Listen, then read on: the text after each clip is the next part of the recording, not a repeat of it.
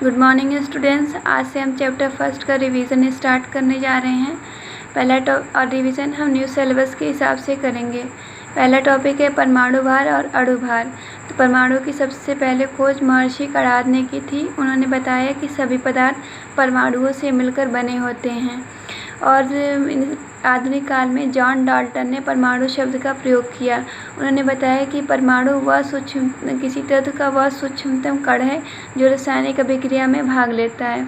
मतलब रासायनिक अभिक्रिया में भाग लेने वाले तत्व का सबसे सूक्ष्मतम कण जो है वही परमाणु होता है।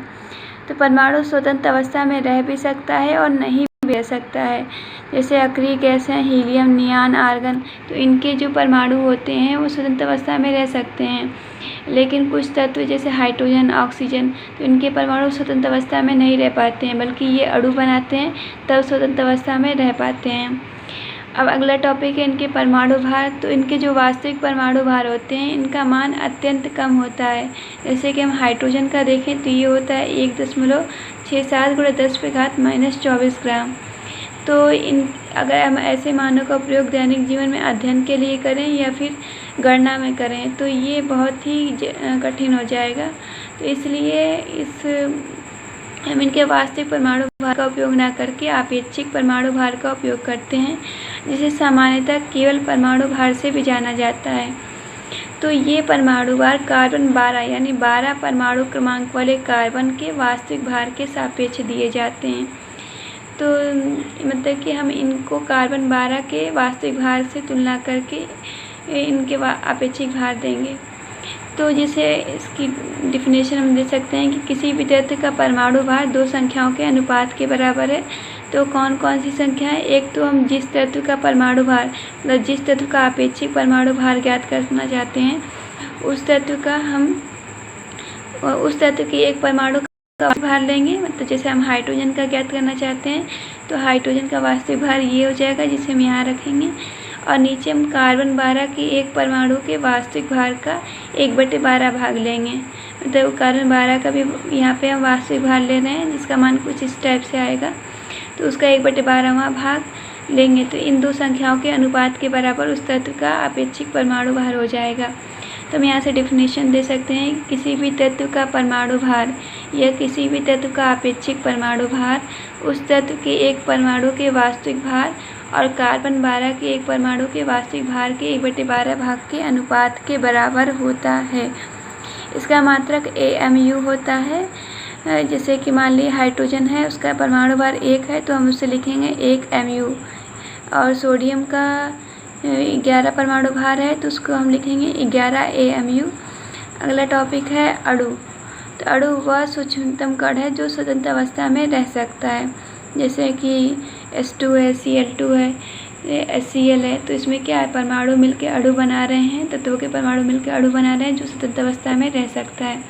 इसके अलावा हीलियम, नियान, आर्गन ये सब अक्रिय गैसें हैं। ये अपने परमाणविक अवस्था में भी स्वतंत्र अवस्था में रह सकती हैं, इसलिए ये इनकी आणविक अवस्था भी मानी जाएगी।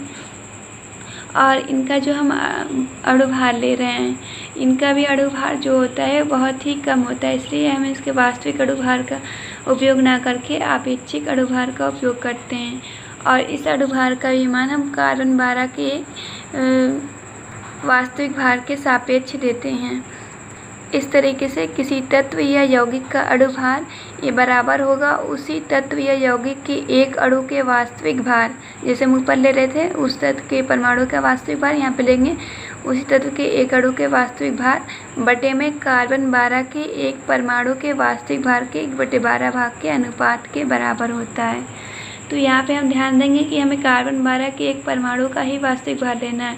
ये परमाणुविक अवस्था में है, चाहे हम अणु भार निकाले हों या परमाणु भार निकाले हों, यहाँ परमाणु ही होगा। लेकिन यहाँ पे अणु भार ये निकालने पर अणु भार आ जाएगा और जबकि परमाणु भार निकालने पे परमाणु आ जाएगा। इसका मात्रक भी AMU होता है।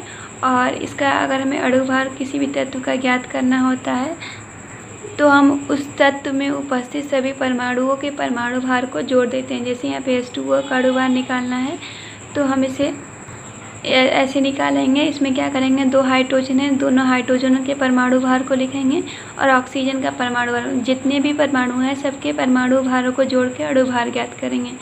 तो हाइड्रोजन का परमाणु भार 1 होता है और ऑक्सीजन का 16, तो इस तरीके से ये आ जाएगा 18। अगला टॉपिक है ग्राम परमाणु भार या ग्राम परमाणु। तो अगर हम किसी तत्व के परमाणु भार को ग्राम में लिखें तो उसका ग्राम परमाणु भार कहलाता है।